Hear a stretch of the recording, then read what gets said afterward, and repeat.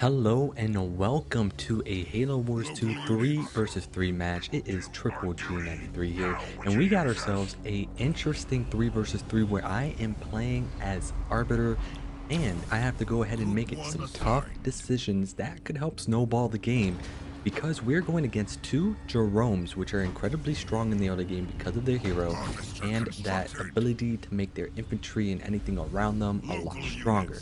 So I need to make the right moves in this decision, and we're going to go ahead and focus on the economy play first. Secondly, how are you all doing? I hope you all are having a magnificent day. It has been quite a while, but we will see what happens in my consistency for this channel or continue to be a weird ghost nevertheless. So regardless, we're going to focus a little bit on the game here on what the build order that we're going for. It's going to go ahead and be an economy build first. No reason for us to try to go raid camp, no reason for us to try to go hero because of the fact that the enemy is going to be having two Jeromes. If they go barracks with sniper, my hero is rendered useless. Now, yellow is Yap Yap, and because yellow's Yap Yap, yellow's going to have the opportunity to spam a bunch of units, and our teammate on red started with a very interesting build order. Now, their build order is more of supply, then gen, which is pretty interesting because usually you go either gen first or gen second and have that gen upgraded based off of whether you upgraded the first one or not. So very interesting build there nevertheless. As you can see, yellow has already grabbed their first mini base and still only one gen by red, but a barracks on the mini base expansion. Does look like red does want to be a little bit aggressive, and I have finally grabbed the expansion myself. So Yap Yap's going to grab that second mini. There we go. We can see that in the mini map, and we're just going to go ahead and just get a scout going with the ghost if we can make one at some point in time. Now, go ahead and jump back out to real life very quick. I usually put a lot more effort into editing, putting all these special effects and whatnot. For now, I just want to be consistent again, see where that takes me. I am doing game dev on the side. That is going exceptionally well, going at my own pace there too, and so I want to go ahead and try and rejuvenate my passion for Halo Wars 2. It hasn't left, and there was this one person that messaged me in the keyboard for Halo Wars 2 saying I should post a video. So this is specifically for you and only you. This is my love letter for showing that you really wanted to see another video, and I just love commentary as a whole. Speaking of which, green is showing that they're going to go ahead and go with the barracks, and because of that, I have decided to go ahead and start focusing on ghost production. I'm getting the heavy shields because it's going to help go after the infantry. It's going to help with the rams if I'm dealing with the Jerome. And so I want to have more of a presence on the map, and my play is going to be ghost instead of trying to rush protect 2. Now, rushing protect 2 would have been an exceptional idea. There's nothing wrong with that play, but I want to have a little bit more of a play early on in the game and see if I can go ahead and support my teammates since they are playing a lot more aggressively by pumping out some extra ghosts onto the field. Now, red's doing a great job getting that node on the left hand side. I'm not being the greatest team player because I don't have units that can go ahead and be able to grab the node on the right hand side. So we're going to wait and see how this is going to play out in regards to the ghost play. Yap Yap's second base is practically almost done, and I have grabbed one myself. Now, we have 4 ghosts out on the field. We already know what green is doing. We have an idea of what light blue is going as well with the hero. And now we have an opportunity to stop these Marines from going onto the garrison at the top hand side. And this is what I was talking about. Because we have shields, our ram is only going to affect the shield.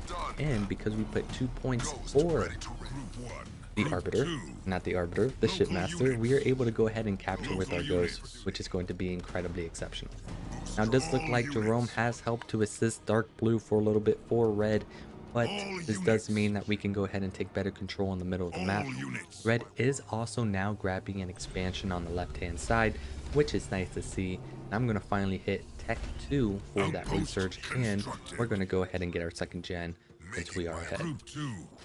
Red is pinging for a assault to happen on light blue, and I'm going to go ahead and try and support that myself as well. We're first going to see if light blue grabbed the second base. They did not, so that's usually a good sign.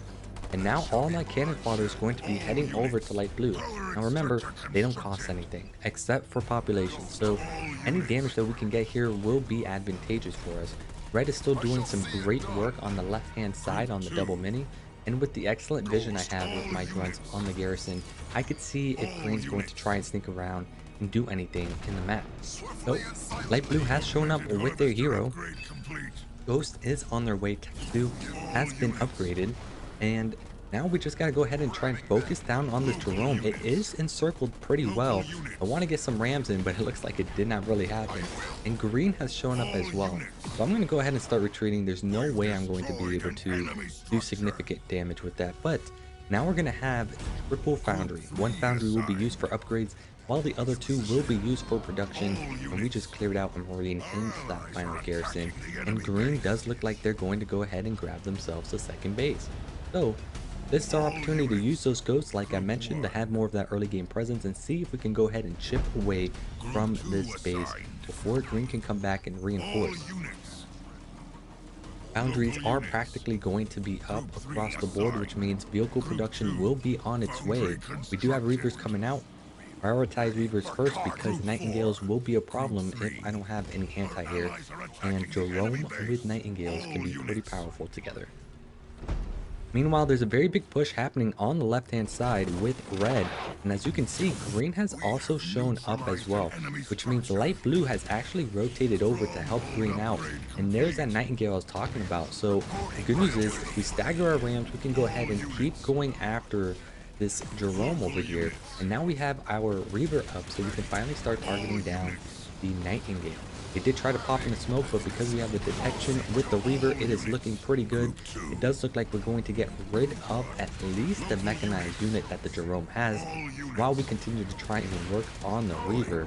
But that Nightingale is actually escaping, and these ghosts, though they are doing good damage on the base, they're not really working on the hero. So finally we got rid of the mechanized unit. Very good play here. We want to try and do as much damage as we can, but it looks like green is now starting their rotation over. If you look at the node, they're heading on over, and it's going to be a little bit problematic. So we're first going to go ahead and prioritize spirit support, only because we have a pretty decent offensive going on. So getting those extra engineers will be helpful. Now green's army is here. Don't have enough for a cleansing beam, unfortunate, but with our vet 2 units and with our engineer, maybe we'll be able to do a little bit of damage here, which isn't going to be that bad, honestly. We now have a cleansing beam, decided not to go ahead and use it, but we can at least start rotating over to the right hand side to try and take out that base, because Nightingales won't be able to heal it. And with the Y move with the 30% reduction, it looks like we're going to get rid of this base, which is nice to see. And our elite our elite ragers doing some good work against the infantry, which is very nice to see as well. Yellow's getting a very good push on light blue in the middle of the map, which means this is my play to go ahead and see if I can get rid of the double mini that is set up on green's side, while green goes ahead and tries to reinforce Yap Yap in the middle. With red recognizing the fact that yellow has a good push, red's going to start trying to pressure dark blue on the left hand side. The barracks is trying to produce something, but we have plenty of units out here right now. And we're finally going to start working on the nodes. We took 2 of our grunts outside the garrison, and now with yellow coming in on the left hand side, I have an opportunity to go ahead and try and push green, but wasn't feeling that yet. I want to have full map control. I want to go ahead and see if I can take out the mini base on the right hand side. And with us finally on Tech 3, this does mean production can increase drastically, and I finally am being a good team player and getting that power node that needed to be taken very early on in the game. But hey, if no power node's taken, then no one's a winner or a loser in that case. So mini base is going to be taken care of. Light blue is getting a push, and if you look at light blue's base, it has 3 gens, so they're definitely scheming something. Dark blue is showing vultures, but red with the Johnson is coming in on dark blue, so hopefully they'll be able to do something about it. Heals are coming down. Meanwhile, I'm getting rid of this mini base, so my army is exceptionally out of position here, but not much I can do but except take out that mini and now start rendezvousing on the right hand side against green. Green's coming in to help, and it's going to be a little bit of a problem for light blue. Cleansing beam by myself is going to be coming down. Cleansing beam's actually doing a lot of good work. We got rid of a Nightingale, maybe a second Nightingale goes down, which is very important. They're only on 1 base. They don't have much going on, which is really good to see.